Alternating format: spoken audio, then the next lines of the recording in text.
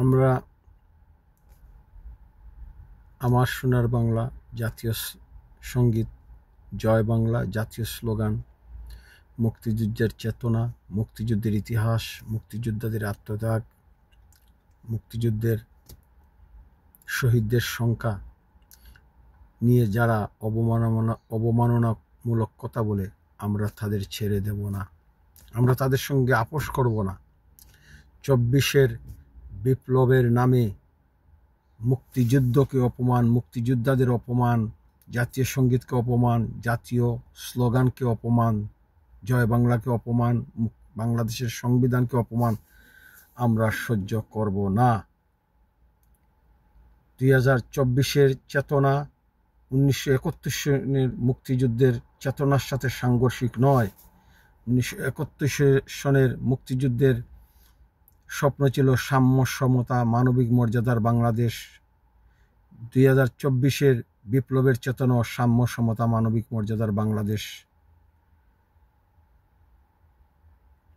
এই দুটো কোনোভাবেই সাংঘর্ষিক নয়। 2024-এর চেতনার উপর নির্ভর করে জয় বাংলা স্লোগানকে, আমার সোনার বাংলা জাতীয় সঙ্গীতকে যারা অপমান করে, মুক্তিযুদ্ধকে যারা অপমান করে, মুক্তিযুদ্ধের ইতিহাসকে যারা বিকৃত করতে চায়, অপমান করতে চায়, এদেরকে আমরা সমূলে উৎপাটন করব, সমূলে আমরা নির্মূল করব। যে জাতীয় আমার সোনার বাংলা জাতীয় সঙ্গীত গাইতে গাইতে 71 সালে আমাদের বীর মুক্তিযোদ্ধারা তাদের বুকের তাজা রক্ত ঢেলে দিয়েছিল, যে জাতীয় স্লোগান জয় বাংলা বলতে বলতে আমাদের বীর মুক্তিযোদ্ধারা, বীর বাংলার বীর ধামাল ছেলেরা বুকের রক্ত ঢেলে দিয়েছিল, এই সবুজ জমিন স্বাধীন করেছিল, এই সব জাতীয় স্লোগান, জাতীয় সঙ্গীতকে আমরা অপমান মেনে নেব না। তারা কি পেয়েছে? কোটি কোটি মুক্তিযুদ্ধ প্রিয় মানুষ এখনো বাংলাদেশে বসবাস করে। ফ্যাসিস্ট আওয়ামী লীগকে ঘৃণা মানেই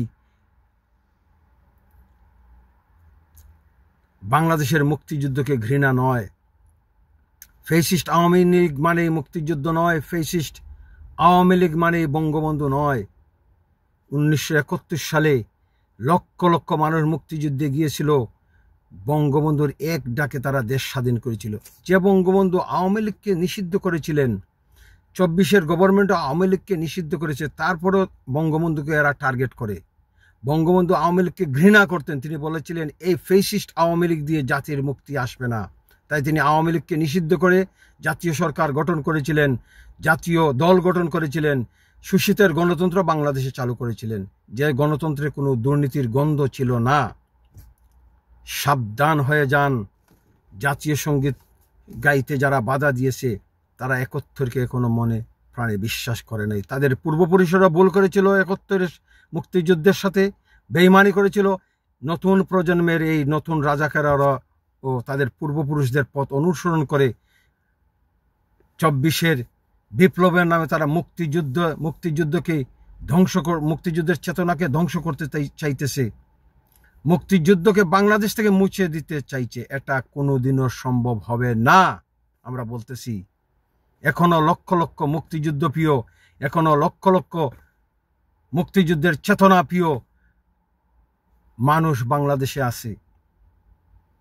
মুক্তিযুদ্ধ, জাতীয় সঙ্গীত, জয় বাংলা, ন্যাশনাল অ্যান্থাম, বঙ্গবন্ধু, এসব জিনিস বাংলাদেশের মাটির সঙ্গে মিশে আছে, মানুষের হৃদয়ে হৃদয়ে এসবগুলা মিশে আছে। এইগুলাকে বিসর্জন দিয়ে পিপলস রিপাবলিক বাংলাদেশকে রক্ষা করা যাবে না। এসব পিপলস রিপাবলিক রক্ষা করতে হলে মুক্তিযুদ্ধের চেতনার আলোকে সাম্য, সমতা, মানবিক মর্যাদার বাংলাদেশ প্রতিষ্ঠিত করতে হবে।